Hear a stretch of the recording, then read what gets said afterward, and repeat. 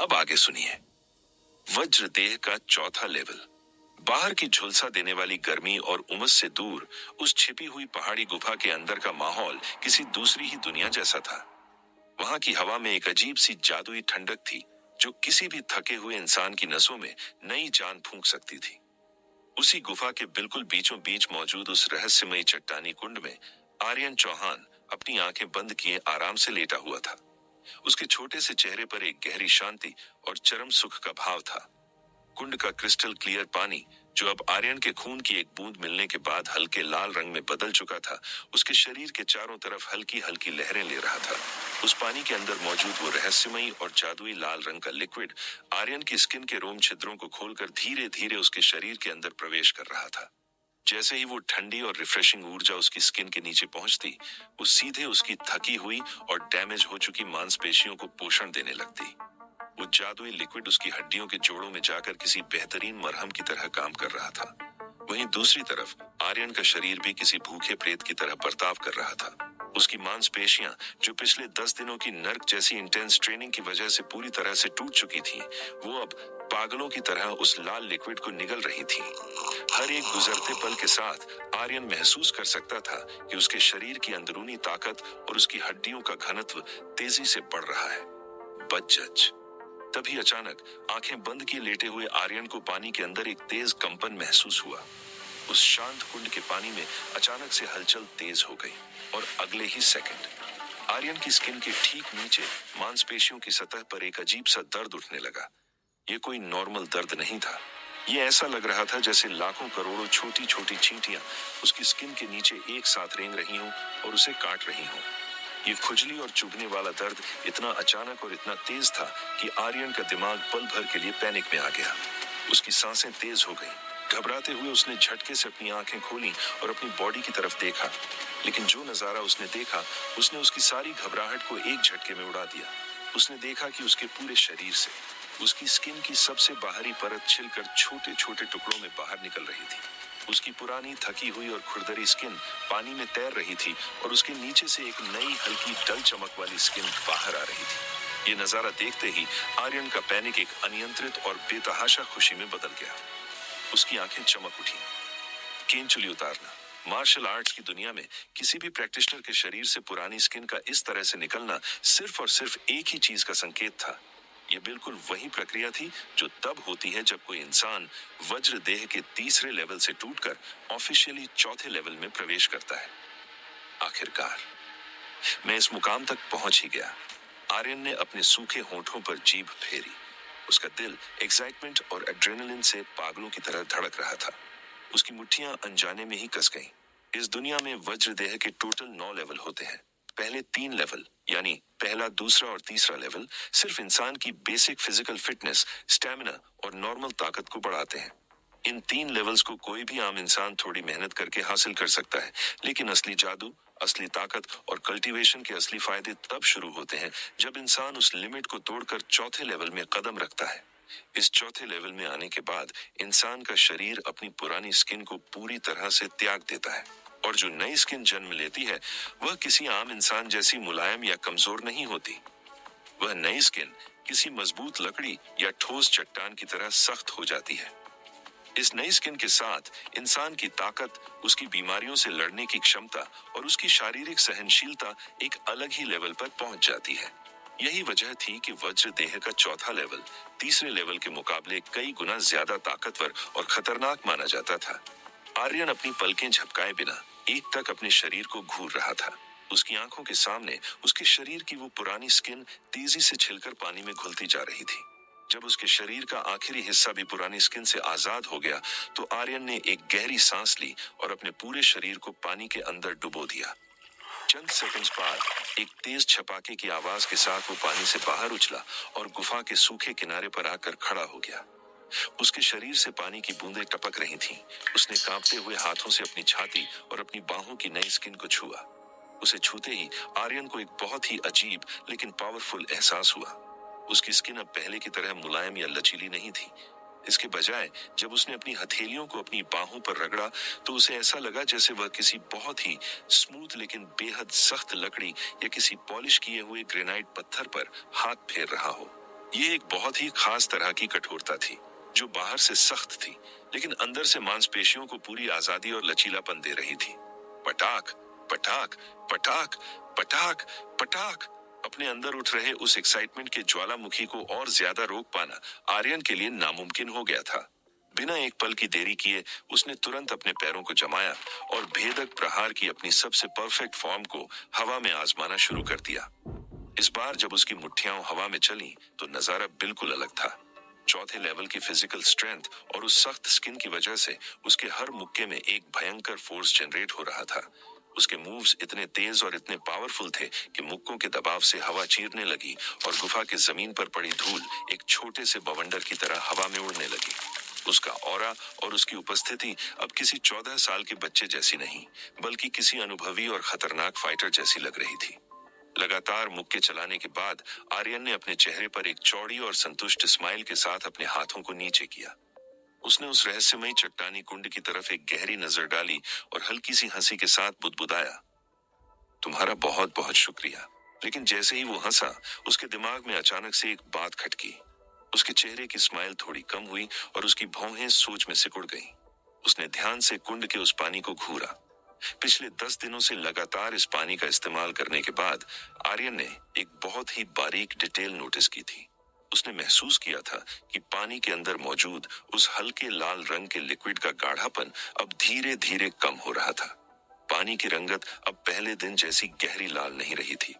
लगता है इस कुंड में मौजूद उस लाल लिक्विड का असर धीरे धीरे खत्म हो रहा है, आर्यन ने अपना सिर खुजलाते हुए कहा। हालांकि यह कोई ऐसी बात नहीं थी जिससे उसे कोई पैनिक होता या वो घबरा जाता, क्योंकि इसका असली राज अब वो जान चुका था। उसने अपने कपड़ों के अंदरूनी हिस्से में बनी उस गुप्त जेब में हाथ डाला और एक बहुत ही छोटी पारदर्शी कांच की शीशी बाहर निकाली। जब कोई उस शीशी को करीब से देखता तो वह हैरान रह जाता कि उस शीशी के अंदर एकदम गाढ़े खून जैसे लाल रंग के लिक्विड की 2 बूंदें सुरक्षित रखी हुई थी। जी हाँ, पिछले कुछ दिनों तक उस राख के रंग वाले रहस्यमयी पत्थर के ताबीज को अपने शरीर से लगाकर रखने के बाद आर्यन ने उस ताबीज का एक बहुत ही बड़ा और चौंकाने वाला राज खोज निकाला था। उसने नोटिस किया था कि हर 5 दिन बीतने के बाद उस पत्थर के ताबीज के बीचों बीच बनी एक छोटी सी दरार में अपने आप लाल रंग के लिक्विड की एक शुद्ध बूंद पैदा हो जाती थी। ये लाल लिक्विड आर्यन के लिए कोई अनजान चीज नहीं था। ये बिल्कुल वही लिक्विड था जो उसने पहली बार तब देखा था जब उसके खून की बूंद इस चट्टानी कुंड में गिरी थी। लेकिन एक बहुत बड़ा फर्क था। कुंड के पानी में घुला हुआ वो हल्का लाल लिक्विड बहुत ज्यादा डाइल्यूटेड यानी फीका था, जबकि इस शीशी में मौजूद वो 2 बूंदें इतनी ज्यादा शुद्ध और कंसंट्रेटेड थीं कि उनके अंदर से एक अजीब सी जादुई महक और भारी ऊर्जा निकलती हुई महसूस होती थी। इसका मतलब ये है कि इस चट्टानी कुंड में वो जादुई शक्ति हमेशा के लिए नहीं रह सकती। आर्यन ने अपने दिमाग में कैलकुलेशन करते हुए सोचा, अगर इस कुंड के पानी में खुद से जादुई शक्ति पैदा करने की क्षमता होती तो इतने सालों से यह पानी पूरी तरह से उस लाल लिक्विड से भर चुका होता। लेकिन ऐसा नहीं है। यह सिर्फ इसलिए जादुई बना था क्योंकि गुफा की छत से वो बूंद इसमें टपकी थी और अब सिर्फ 10 दिन के इस्तेमाल के बाद ही इसका असर कम होने लगा है। लगता है अगली बार जब मैं यहाँ ट्रेनिंग करने आऊंगा तो मुझे खुद इस पानी में उस शुद्ध लिक्विड की एक बूंद मिलानी पड़ेगी। आर्यन ने अपनी हथेलियों के बीच उस छोटी सी कांच की शीशी को बहुत ही प्यार से सहलाया। सच कहें तो वो इस शुद्ध लिक्विड की एक बूंद भी इस पानी में बर्बाद नहीं करना चाहता था। यह लिक्विड दुनिया की किसी भी महंगी से महंगी जड़ी बूटी से ज्यादा रेयर और कीमती था। इसे हासिल करना इतना आसान नहीं था। पूरी एक शुद्ध बूंद बनने में पूरे 5 दिन का लंबा समय लगता था। असल में आर्यन की प्लानिंग कुछ और ही थी। वो सही मौके की तलाश में था ताकि वो चुपके से इस शुद्ध लिक्विड की एक बूंद अपने पिता राघव चौहान को पिला सके। चूंकि इस लिक्विड में किसी भी टूटी हुई मांसपेशी और हड्डियों को तुरंत हील करने की चमत्कारिक ताकत थी, आर्यन को पूरा यकीन था कि यह लिक्विड उसके पिता के शरीर में सालों से मौजूद उन गहरी और लाइलाज अंदरूनी चोटों को ठीक करने में एक बहुत बड़ा रोल प्ले करेगा। एक बेटे के तौर पर अपने पिता को वापस उनके पुराने रुतबे में देखना ही उसका सबसे बड़ा सपना था। एक हल्की सी आह भरते हुए आर्यन ने उस शीशी को वापस अपनी जेब में छिपा लिया। उसने जल्दी से अपने कपड़े पहने उस ठंडी गुफा के संकरे रास्ते से बाहर निकला और वापस जंगल में अपने उस सीक्रेट ट्रेनिंग स्पॉट की तरफ चल पड़ा। लेकिन जैसे ही वो अपनी जगह पर पहुंचा और अपनी आगे की फिजिकल ट्रेनिंग शुरू करने के लिए उसने अपना रुख किया, तभी दूर से किसी के भागते हुए आने की तेज आवाज गूंजी। आर्यन, आर्यन भाई। बुरी खबर है। वह आवाज घबराहट और डर से कांप रही थी। गोलू, क्या हुआ? आर्यन ने अपनी नजरें उठाकर दूर से आते हुए उस साए की तरफ देखा। बिना कोई खास रिएक्शन दिए उसने बहुत ही कैजुअल तरीके से अपनी बात कही और फिर अपना फोकस वापस ट्रेनिंग पर लाते हुए उसने अपने सामने रखे हुए दो भारी और बेहद ठोस पत्थरों के ब्लॉक्स, जिनका वजन कम से कम 50-50 किलो रहा होगा, उन्हें अपने दोनों हाथों से मजबूती से पकड़कर उठा लिया। जो लड़का भागता हुआ आ रहा था वो लगभग 13 या 14 साल का था। उसका शरीर थोड़ा मोटा था और वो दूर से किसी गोल मटोल गेंद की तरह लग रहा था। इस लड़के का नाम गोलू चौहान था और यह आर्यन के 5वें चाचा का बेटा था। चौहान फैमिली के बाकी बिगड़े हुए और घमंडी लड़कों के उलट गोलू और आर्यन की आपस में काफी अच्छी बनती थी। हालांकि आर्यन को अंदर ही अंदर बहुत अच्छे से पता था कि गोलू ने उससे दोस्ती सिर्फ इसलिए की थी क्योंकि वो काव्या को बहुत पसंद करता था और उसके आसपास मंडराना चाहता था। फिर भी गोलू दिल का बुरा नहीं था, इसलिए आर्यन के मन में उसके लिए एक डिसेंट सी इज्जत थी। काव्या, काव्या के साथ कुछ हो गया है। गोलू बुरी तरह हांफ रहा था। उसके माथे से पसीने की बूंदें टपक रही थीं और उसकी सांसें इतनी फूल रही थीं कि वो ठीक से बोल भी नहीं पा रहा था। धड़ाम। काव्या का नाम सुनते ही आर्यन के हाथों में मौजूद वो भारी भरकम पत्थर के ब्लॉक्स एक भयंकर आवाज के साथ जमीन पर गिर गए। पत्थरों के जमीन से टकराते ही वहां की सूखी मिट्टी और धूल का एक गुबार हवा में उड़ गया। आर्यन का चेहरा, जो अभी तक एकदम शांत और रिलैक्स था, अब अचानक से किसी बर्फीले तूफान की तरह ठंडा और भयानक हो गया था। उसकी आंखों में एक खतरनाक सीरियसनेस आ गई थी। क्या हुआ काव्या को? साफ साफ बता, आर्यन ने अपने दांत पीसते हुए एक भारी और डरा देने वाली आवाज में पूछा। पूरी दुनिया में अगर कोई एक इंसान था जिसके लिए आर्यन अपनी जान दे भी सकता था और किसी की जान ले भी सकता था, तो वो काव्या थी। काव्या एक बहुत ही समझदार और प्यारी बच्ची थी। भले ही उसकी उम्र बहुत कम थी, लेकिन उसने कभी भी अपनी उम्र की बाकी लड़कियों की तरह कोई नखरे या घमंड नहीं दिखाया था। उसकी इसी मासूमियत और निस्वार्थ नेचर की वजह से उनके घर में उनके बेहद सख्त राघव भी काव्या पर कभी गुस्सा नहीं कर पाते थे। भले ही काव्या का उनके साथ खून का रिश्ता नहीं था, लेकिन इस बात से कोई फर्क नहीं पड़ता था। पूरे घर के लिए और खासकर आर्यन के लिए काव्या उनके घर की सबसे लाडली एंजल थी। अरे वो हरामी विक्रम, गोलू ने गुस्से और बेबसी से गाली देते हुए कहा। आज दोपहर को काव्या पहाड़ी के पीछे वाले घने जंगल में गई थी। वहां उसे इत्तेफाक से एक सूर्य संजीवनी बूटी मिल गई। लेकिन मुसीबत ये हो गई कि विक्रम और उसके गुंडों के गैंग ने काव्या को वो बूटी उठाते हुए देख लिया। अब वो लोग काव्या को घेर कर खड़े हैं और उसे वो बूटी लेकर वहां से जाने नहीं दे रहे हैं। विक्रम। फिर से ये नाम सुनते ही आर्यन की आंखों में मानो खून उतर आया। उसके अंदर एक भयानक गुस्से का ज्वालामुखी फटने लगा। आर्यन बहुत अच्छे से जानता था कि काव्या उस खतरनाक जंगल में क्यों गई थी। वो जानती थी कि आर्यन पागलों की तरह ट्रेनिंग कर रहा है, इसलिए वो उसकी मदद करने के लिए अपनी जान जोखिम में डालकर उसके लिए बूटियां ढूंढने गई थी। पहले भी वो कई बार ऐसा कर चुकी थी। पिछली बार जब वो बूटियां ढूंढते हुए एक गहरी खाई में गिरते गिरते बची थी और उसे काफी चोटें आई थीं, तो राघव ने उसे सख्त हिदायत दी थी कि वो अब कभी जंगल में नहीं जाएगी। कुछ दिनों तक तो सब शांत रहा, लेकिन अब अपने दोस्त की फिक्र में वो आज फिर से चुपके से निकल गई थी। मुझे वहां लेकर चल। आर्यन ने अपने हाथों से धूल झाड़ी। उसकी आवाज में अब कोई घबराहट नहीं थी, बस एक ऐसा बर्फीला सन्नाटा था जो तूफान आने से पहले होता है। हैं? सिर्फ तुम अकेले जाओगे? अरे आर्यन भाई, क्यों ना हम तीसरे चाचा यानी तुम्हारे पिता को अपने साथ बुला लें। आर्यन को अकेले जाने के लिए तैयार देखकर गोलू बुरी तरह घबरा गया और उसने तुरंत आर्यन को रोकने की कोशिश की। गोलू को बहुत अच्छे से याद था कि कुछ समय पहले ही विक्रम ने आर्यन को इतनी बुरी तरह पीटा था कि आर्यन बेहोश हो गया था और कई दिनों तक बिस्तर से नहीं उठ पाया था।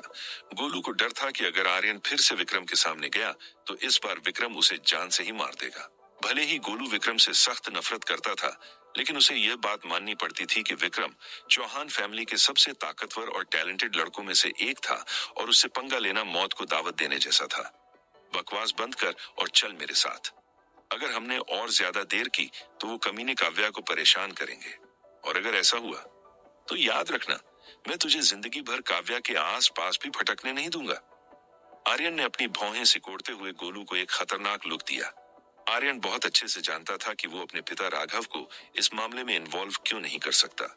चौहान फैमिली के नियम बहुत सख्त थे। बच्चों और नौजवानों की लड़ाई में अगर कोई बड़ा इंसान दखल देता है तो फैमिली के एल्डर्स उसे फैमिली की बेइज्जती मानते हैं। ज्यादा से ज्यादा राघव चाचा विक्रम को 2 बातें सुनाकर छोड़ देते, लेकिन इससे आर्यन के सीने में जल रही बदले की आग कभी नहीं बुझती। काव्या के लिए आर्यन को यह हिसाब खुद अपने हाथों से चुकता करना था। अरे ठीक है बाबा, तुम जीत गए, मेरे पीछे आओ। आर्यन की उस धमकी ने गोलू को अंदर तक डरा दिया था। वो आर्यन के गुस्से को देखकर थोड़ा सहम गया। सुनो आर्यन, जब विक्रम हमला करेगा तो तुम मेरे पीछे छुप जाना। मैं उसके कुछ मुक्के अपने शरीर पर झेल लूंगा। आखिरकार मैं भी वज्रदेह के 3रे लेवल पर हूँ, तो मैं इतनी जल्दी बेहोश नहीं हूंगा। गोलू ने अपना सिर खुजलाते हुए थोड़ी सी हिम्मत दिखाते हुए कहा, और फिर वो तेजी से आर्यन को उस जगह की तरफ ले जाने लगा। आगे आगे भागते हुए गोलू के उस गोल मटोल और कांपते हुए शरीर को देखकर इतने गुस्से में होने के बावजूद आर्यन के चेहरे पर अनजाने में ही एक हल्की सी हंसी आ गई। गोलू डरपोक जरूर था, लेकिन दोस्त सच्चा था। लेकिन अगले ही पल आर्यन की वो हंसी गायब हो गई और उसका चेहरा एक खूंखार शिकारी की तरह डार्क और भयानक हो गया। उसने अपने दांतों को इतनी जोर से पीसा कि कट कट की आवाज आई। उसने अपनी नई सख्त हो चुकी मुट्ठियों को कसकर भींचा और अपने मन में एक कसम खाई। विक्रम, पिछली बार तूने मुझे कमजोर समझकर छोड़ा था, लेकिन इस बार मैं कसम खाता हूं कि आज मैं तुझे किसी सड़क के कुत्ते की तरह पीट पीट कर अधमरा कर दूंगा।